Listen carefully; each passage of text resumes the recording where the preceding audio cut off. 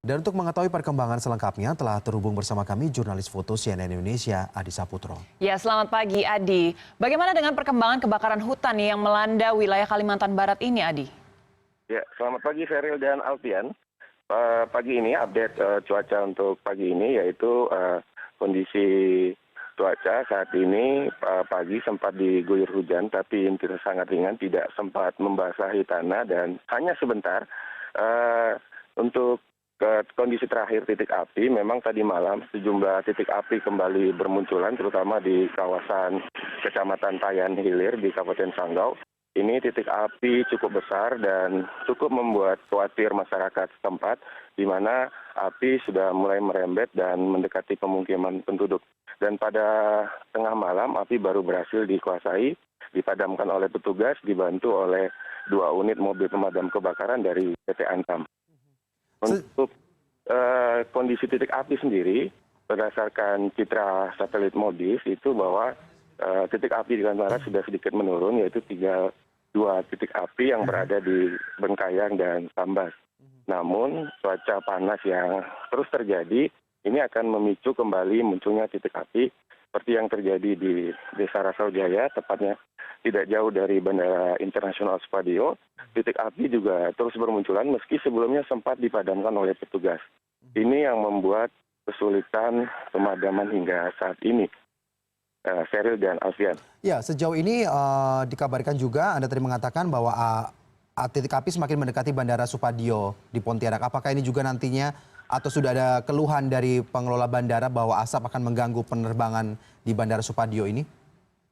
Ya, memang setiap tahun ketika terjadi cuaca panas dan sudah cukup lama tidak turun hujan, akan muncul titik api dan pola ini sebenarnya dilakukan oleh masyarakat setempat yang masih mengolah lahan dengan cara membakar.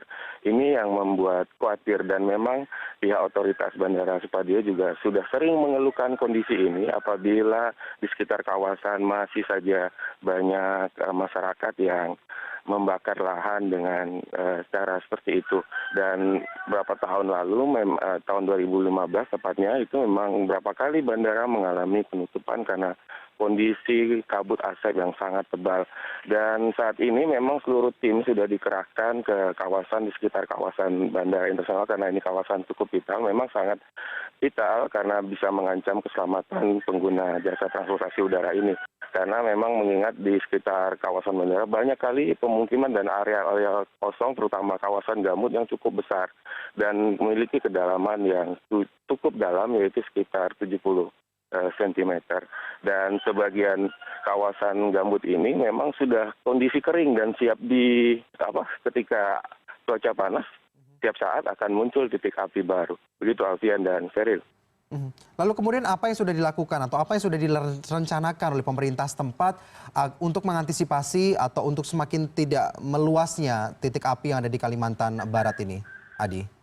Iya, karena ini setiap tahunnya terjadi, pemerintah daerah dan juga pemerintah pusat sudah melakukan langkah-langkah dari sejak awal Januari hingga Juli ini. Langkah itu adalah dengan membentuk posko-posko dan penyuluhan yang dilakukan secara terpadu yang dilakukan oleh seluruh unsur, yaitu dari TNI, Kepolisian, Manggala Agni, hingga seluruh masyarakat di tingkat bawah, artinya ke tingkat kelurahan itu juga dilibatkan untuk memberikan sosialisasi pemahaman pada masyarakat dan mencegah dini bagaimana menanggulangi kebakaran. Namun pola masyarakat yang masih terus membakar lahan, dan ini disengaja. Beberapa fakta yang saya temukan langsung di lapangan dan pada kemarin juga itu disengaja dibakar dengan alasan yang sederhana, ingin cepat, mudah, biayanya ringan. Namun mereka tidak menunggu api itu, tidak dibuat sekat-sekat seperti yang dilakukan bagaimana areal terbakar, hingga api itu yang membuat meluas. Belum lagi memang sebagian lahan yang kering, api yang sudah tertiup angin dan berada di bawah permukaan tanah, itu merembet cepat hingga ke kawasan-kawasan yang sebetulnya tidak mudah terbakar, tapi akhirnya terbakar karena kondisi cuaca yang cukup panas, Alfian dan Feril. Ya, lalu setelah diketahui memang ada beberapa warga yang nyata-nyata memang sengaja untuk membakar, sejauh ini sudah ada langkah yang dilakukan oleh kepolisian mengingat sebenarnya pembakaran lahan ini dilarang gitu? Ya, polisi juga sudah memberikan malukmat, artinya sejauh selama ini mereka sudah sebar semua malukmat itu yang dipasang seperti baliho itu di sepanjang kawasan-kawasan yang memang rawan terjadi kebakaran lahan. Dan nyatanya memang masyarakat masih kucing-kucingan ini, mencari kesempatan untuk terus membakar. Dengan harapan mereka lebih memudahkan untuk bercocok tanam. Memang pada musim ke depan Juli ini dan Agustus mereka sudah mulai melakukan cocok tanam tanaman pertanian maupun perkebunan. Langkah kepolisian sendiri mereka baru mengamankan berapa 7 orang pelaku yaitu dilakukan oleh masyarakat. Namun mereka belum mendapat sanksi tegas. Memang aturan ketika luasannya tidak mencakup 2 hektar sanksi hukuman itu masih bisa diberi toleransi. Ini menurut pendapat kepolisian masih beri toleransi, tapi jika itu dilakukan secara besar lebih dari 2 hektar, tentu apalagi 2 hektar dibakar secara bersama-sama juga terakumulasi, asapnya akan semakin tebal.